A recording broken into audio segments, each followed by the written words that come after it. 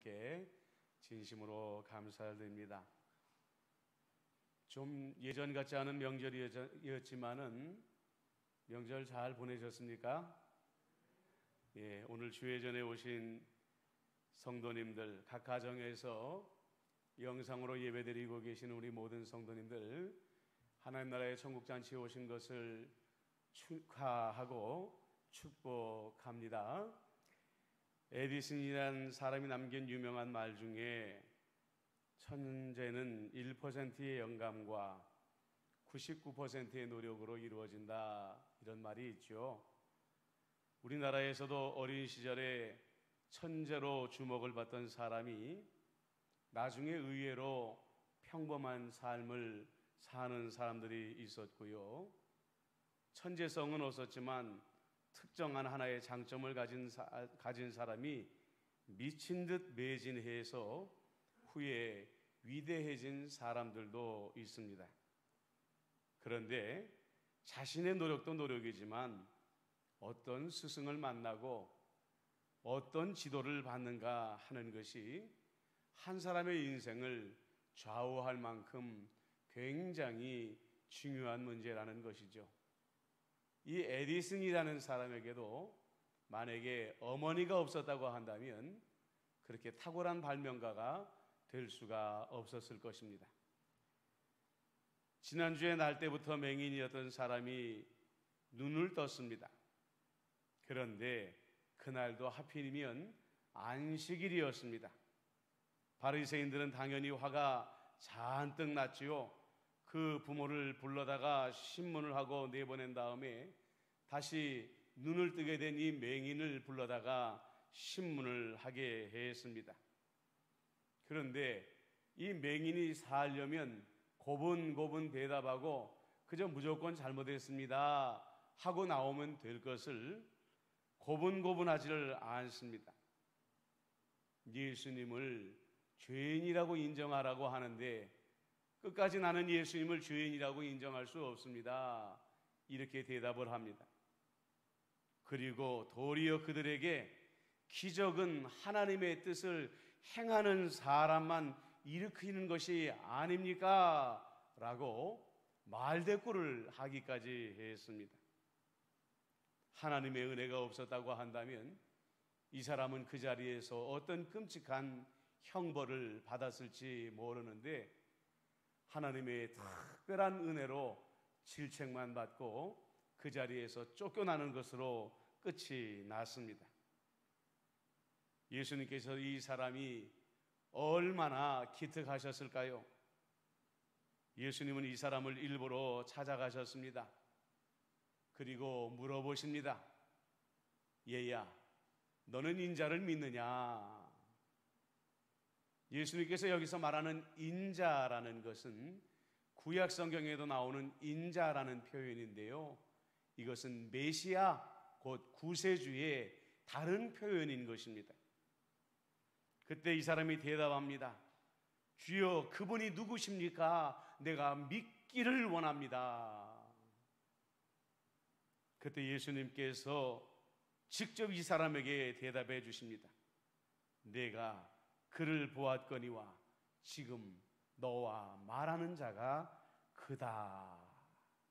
한마디로 내가 바로 인자요, 내가 바로 메시아다, 직접 가르쳐 주신 것이죠.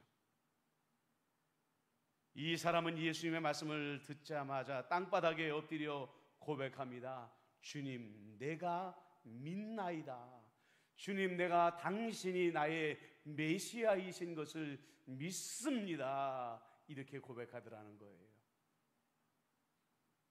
이미 오래전부터 우리나라에 하브루타라는 유대인의 교육 방식이 전해졌다고 전에도 여러분들에게 말씀을 드렸습니다. 하브루타라는 것은 히브리어로 우정, 동료를 말하는데요, 하브루타 교육 방식이라는 것은 나이나 계급이나 성별에 관계없이 2명씩 짝을 지어서 서로 논쟁을 하면서 진리를 찾아가는 교육 방식을 말한다고 합니다. 유대인들 중에 위대한 학자 정치가, 재벌들이 나오게 된 배경이 바로 이 교육 방식에 있다고 해서 전 세계 사람들이 주목하는 그런 교육 방식입니다. 그런데 사실 하브르타 방법의 교육 방식이 이스라엘에만 존재하고 있는 것이 아닙니다. 적지 않은 이 종교에서 스승과 제자의 교육 방식 중에 하나가 바로 이 1:1의 하브르타 교육 방식인 것을 알 수가 있는 거죠. 우리나라나 아시아에 많이 퍼져 있는 선불교에서도 보면은요, 스승이 제자를 불러서 질문을 하나 던집니다. 그리고 며칠 동안 이 제자는 스승이 이 질문의 의미가 무엇일까를 깊이 생각한 다음에 나름대로 대답을 가지고 스승에게 나아가게 되지요. 그러면 스승은 또 다른 질문을 이 제자에게 던지고 이것이 반복되어지면서 스승과 제자의 1:1의 교육이 이루어지게 되어 있는 것입니다. 요즘 교회가 여러 가지 어려움을 당하다가 보니까 과연 어디서부터 우리 교회가 잘못되었나 하는 것을 여러 전문가들이 여러 방면에서 연구를 하고 있습니다. 거듭 말씀드리지만 우리나라 교회 같이 열심히 전도하고 열심히 예배드리고 열심히 기도하는 교회의 역사를 다른 교회에서 찾아보기 힘들다고 말씀을 드렸습니다. 그리고 또 하나 우리 교회에 아주 강력한 장점이 있는데 바로 그 성경 공부인 것입니다. 하지만 오늘날 많은 전문가들이 말하기를 우리 교회들이 어려워지는 여러 가지 문제들 중에 바로 이 성경 공부 방식에도 문제가 있었다, 이렇게 지적하는 이들이 있습니다. 왜냐? 우리나라 교회의 성경 공부 방식이 세상의 교육 방식과 너무 똑같이 닮아 있다는 거예요. 초급 과정을 끝내면 중급 과정으로, 중급 과정이 끝나면 다시 고급 과정으로 올라갑니다. 제자 훈련도 우리나라만큼 많은 종류의 제자 훈련이 존재하지 않는다고 하지요. 수많은 프로그램들이 있고 수많은 교재들이 있습니다. 그래서 세상에 어떤 그리스도인들보다 성경에 대한 지식은 우리나라의 성도들이 탁월하다라고 말할 수 있다는 거죠. 그런데 성경 공부를 많이 하는 만큼 성도들의 성품이 성화가 되어지고 인격이 변화되어지는 결과로서 잘 나타나지를 않는다는 거예요. 그동안 우리가 오해하고 있었던 것입니다. 그저 성경 공부를 많이 하면 할수록 우리의 믿음도 자라가게 되고 우리의 성품도 달라지게 되고 우리의 인품도 예수님을 닮아 가게 될 것이다, 우리가 그렇게 단순하게 생각했던 것이죠. 그런데 여러분, 모든 종교에서 보면은요, 지적인 내용이라는 것은 그 종교의 기본 중에 기본, 기초 중에 기초일 뿐인 것입니다. 우리가 아무리 성경 공부를 많이 하고 초급 단계를 거치고 중급 단계를 거치고 고급 단계를 거쳤다고 해도, 우리가 수많은 제자 훈련의 과정을 거쳤다고 해도 그것은 이렇게 하면 주님께 나아가는 길을 내가 알게 되었구나 하는 초등학문에 불과하다는 거예요. 그제서야 우리의 믿음의 초보가 시작된 것에 불과하다는 것입니다. 그런데 안타까운 것은 적지 않은 성도들이 성경 공부를 열심히 한 것으로 만족하고 멈춰버렸다는 것입니다.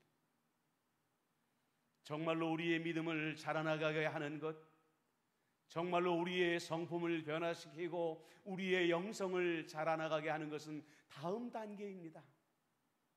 그것은 바로 예수님과 1:1로 만나는 과정이 우리에게 필요하다는 거예요. 주님과 하브르타의 과정을 밟아야 되는데 대부분의 성도들이 그 자리까지 나가지를 못했다는 것입니다. 여러분들에게도 늘 말씀드리지만 성경이라는 것이 우리의 머리에 머물고 있으면 마음으로 내려가지 못하고 지식이라는 댐에 갇혀버리고 맙니다. 여러분, 우리가 왜 댐을 쌓고 왜 저수지를 만들고 왜 뚝을 쌓습니까? 메마른 시기에 그 물을 흘려보냄으로 말미암아 논과 밭을 적셔서 열매를 얻고자 함이 아닙니까? 하나님의 말씀이 아무리 위대하다고 해도 그것이 문자로 우리의 머리에만 기록되어져 있다고 한다면, 여러분, 그 말씀은 우리의 마음과 영혼에 내려오지 않는다고 한다면 절대로 우리의 성품을 변화시키지 못하고 우리의 영성을 자라게 하지 못한다는 거예요.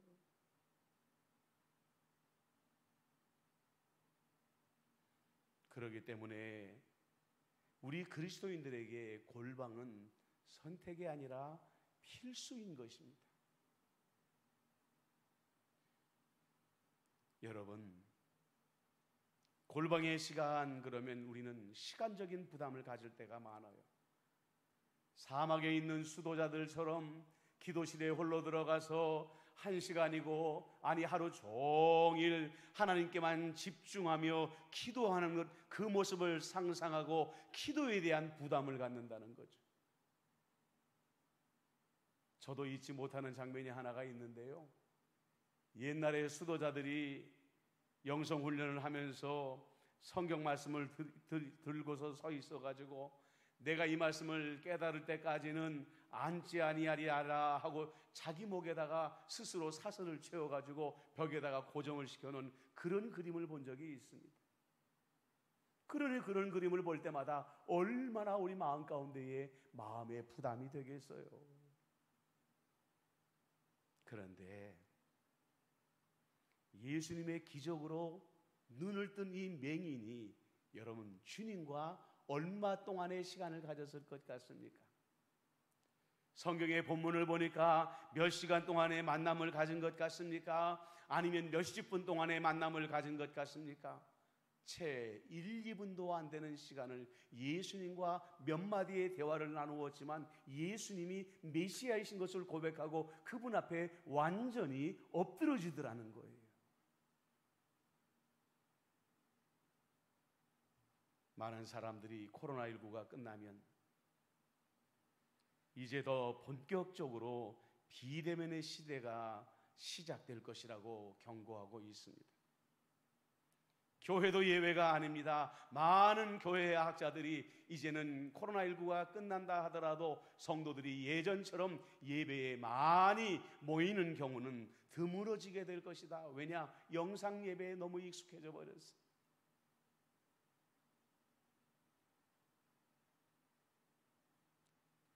이제 성도 한 사람 한 사람은 교회 공동체의 한 사람으로서 함께 신앙생활을 하면서도 자신의 믿음을 자신 스스로 지켜가야 될 시대가 우리에게 이미 와버린 것입니다.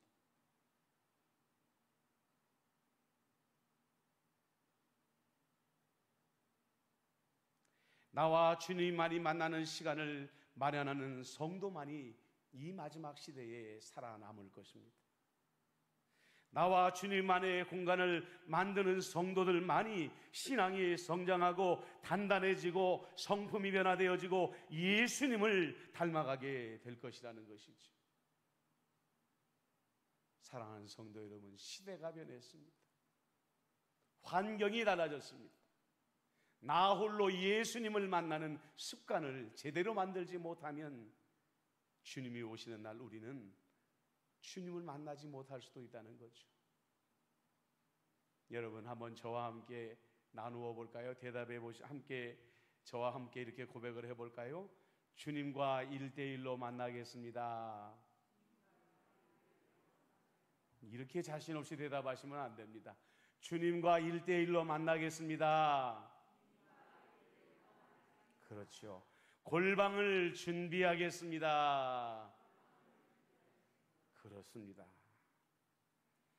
이어서 예수님께서 말씀하십니다. 39절입니다. 내가 심판하러 이 세상에 왔으니 보지 못하는 자들은 보게 하고 보는 자들은 맹인이 되게 하려 함이라. 이 소리를 듣자마자 바리새인들이 비아냥거립니다. 그럼 우리가 맹인이란 말이냐? 그때 예수님께서 이 사람들에게 대답합니다. 도리어 너희가 맹인이 되었더라면 죄가 없으려니와 본다고 하니 너희 죄가 그대로 있느니라.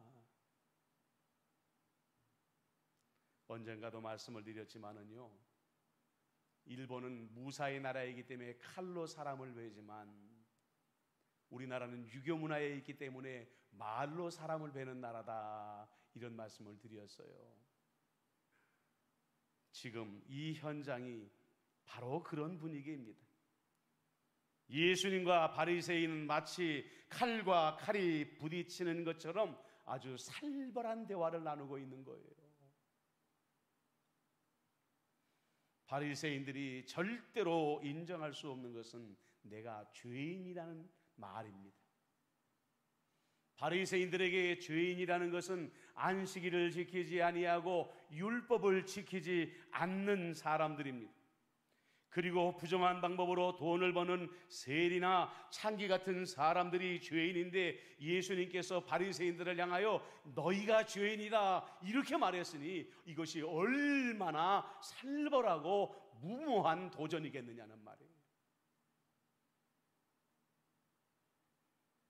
우리가 성경을 읽다 보면은 예수님은 바리새인이나 서기관들을 만나면은 온유하지 않습니다. 부드럽지 않습니다. 오늘처럼 아주 독한 말씀을 하시죠. 그러니까 우리가 어떤 생각을 하냐면, 예수님은 바리새인들을 그냥 증오만 하셨나 보다. 왜 사랑의 예수님이 저렇게 바리새인과 서기관들만 보면 증오하고 미워하셨을까? 맞습니다, 여러분. 바리새인과 이 서기관들에 대한 미움의 마음이 예수님께 있었어요. 왜냐하면 그들이 맹인이면서 다른 사람들도 맹인이 되게 해서 함께 구덩이에 빠지게 하니까, 잘못된 지도자들이니까 예수님이 그들을 미워했어요. 그러나 여러분, 이 예수님의 독한 말에는 그들을 향한 사랑의 마음도 담겨져 있다는 거죠. 우리가 잘 아는 이사야서 28장 28절에 보면, 곡식은 부수는가 아니라 늘 떨기만 하지 아니하고 그곳에 수레바퀴를 굴리고 그곳으로 말굽으로 밟게 할지라도 부수지는 아니하나니. 잠언 27장 17절 말씀에도 철이 철을 날카롭게 하는 것 같이 사람이 그의 친구의 얼굴을 빛나게 하느니라, 이런 말씀이 있습니다. 바리새인들은 무지했는데 그 무지함이 너무나도 두터웠습니다. 바리새인과 서기관들은 교만했는데 그 교만함이 두텁기가 너무나도 두터워서 온유하고 부드러운 말이 그들의 마음으로 뚫고 들어가지를 못하는 거예요. 그렇기 때문에 예수님은 강한 채찍 같은 말씀으로 그들의 마음과 영혼을 깨서 부수고 그들 마음속에 예수님의 사랑을 넣어주기를 원했다는 거죠. 물론 대부분의 바리새인과 서기관들은 끝까지 예수님의 질책을 받아들이지 않았습니다. 그렇다고 해서 완전히 실패한 것이 아닙니다. 니고데모 같은 사람은 밤중에 은밀히 예수님을 찾아오지 않았습니까? 그리고 공회원이었던 아리마대 요셉 같은 사람은 드러내놓고 나와서 예수님의 장례를 치러주지 않았습니까? 예수님의 채찍의 말씀으로 양심의 두터운 그 껍질이 깨어져 나간 사람들입니다. 여러분, 요한일서 1장 8절에 보면, 만일 우리가 죄 없다 하면 스스로 속이고 또 진리가 우리 속에 있지 아니할 것이요 라는 말씀이 나옵니다. 우리 그리스도인들에게 하는 말입니다. 요한일서 1장 10절에는 만일 우리가 범죄하지 아니하였다 하면 하나님을 거짓말하는 자로 만드는 것이니 또한 그의 말씀이 우리 속에 있지 아니하리라.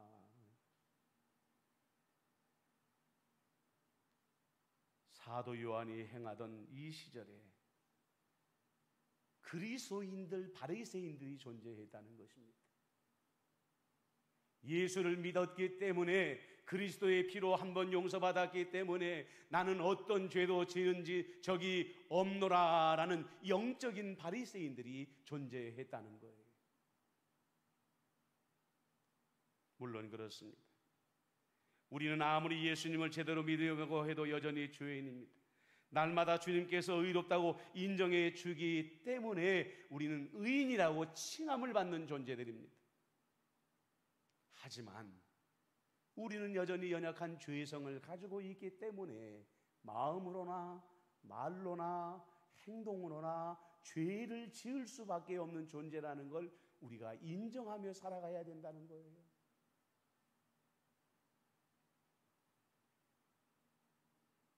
요즘처럼 정치나 사회에 대해서 사람들이 환멸을 느끼던 때도 별로 없을 것 같습니다.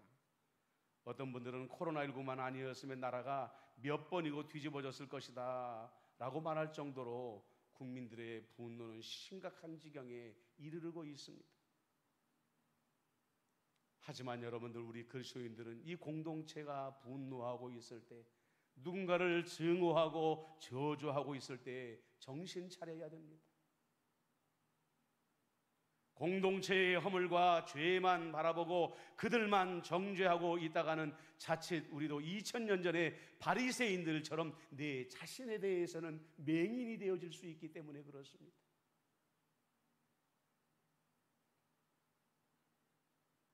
공동체의 허물과 공동체의 죄에 대해서만 정죄하고 있다가 나 스스로는 의인인 것처럼 나 스스로에 대해서 착각에 빠질 수가 있다는 거예요.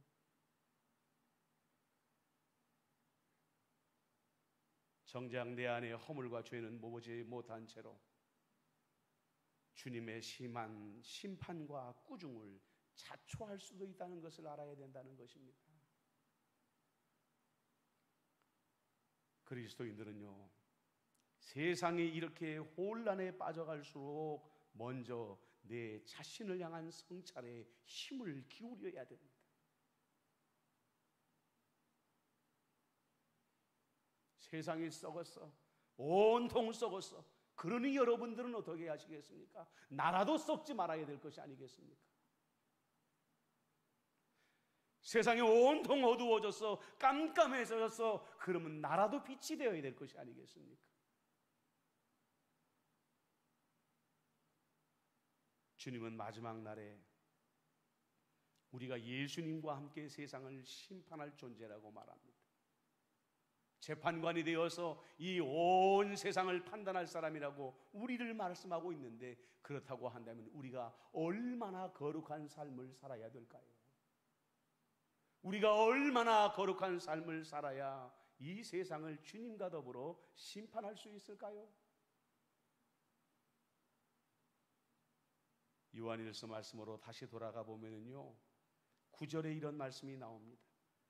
만일 우리가 우리 죄를 자백하면 그는 미쁘시고 의로우사 우리 죄를 사하시며 우리를 모든 불의에서 깨끗게 하실 것이요. 그리스도인들에게 하는 말입니다. 죄를 고백하라고 말합니다. 성찰하라고 말합니다.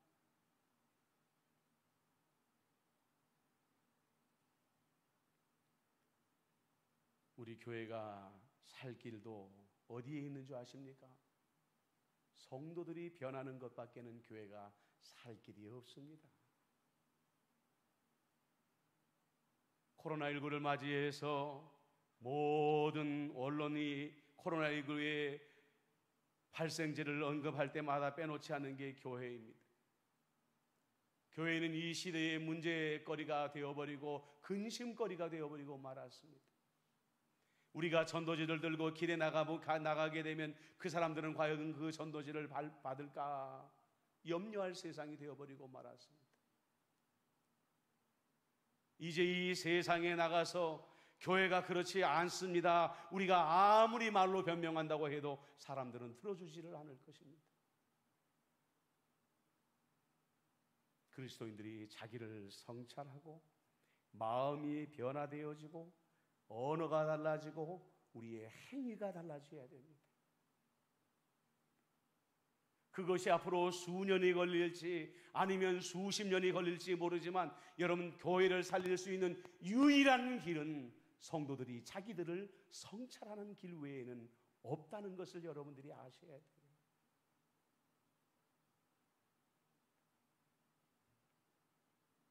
다시 한번 고백해 볼까요? 따라해 보십시오.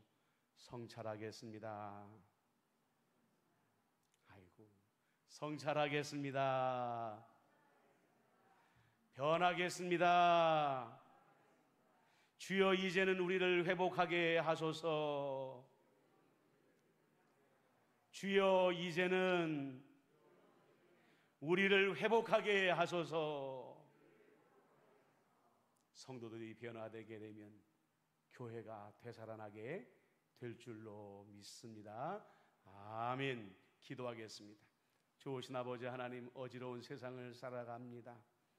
아버지 하나님이시여, 이 맹인이, 눈을 뜬 맹인이 주님과 1대1의 만남을 통하여 주님이 메시아이심을 고백하였던 것처럼 이제는 앞으로 점점 더 모여지기 힘든 이 세상을 우리가 살아가게 될 터인데, 아버지 하나님이여, 주님과 1대1로 만나는 시간을 우리가 조금 더 늘려가게 하여 주옵소서. 참으로 주의 말씀을 직접 듣는 자가 되게 하여 주시옵시고, 주님께 직접 지도받는 자가 되게 하여 주시옵시고, 직접 주님의 음성을 듣는 자가 되어짐으로 말미암아 우리의 성품이 변화되어지고 주님을 닮아갈 수 있는 거룩한 삶을 살아가게 하여 주옵소서. 하나님, 세상이 어두워졌습니다. 세상이 썩어버렸습니다. 빛을 찾을 수 없을 만큼 어두워져 버리고 이제는 주님이 이 땅을 심판하기 위하여 오시는 발자국 소리가 들려오고 있습니다. 하나님 아버지, 성찰하는 자만이 살아남을 것입니다.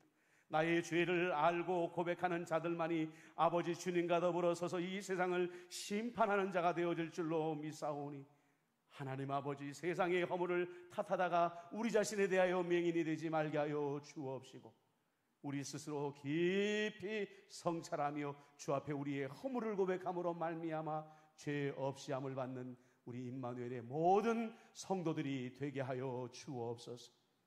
하나님, 내가 변해야 교회가 살아납니다. 임마누엘 교회가 변해야 대한민국의 교회가 살아납니다. 우리 성도들이 이 절박한 마음을 가지고 주님 앞에 성찰하는 삶을 살아가게 하여 주옵소서. 예수님의 이름으로 기도드리옵나이다. 아멘.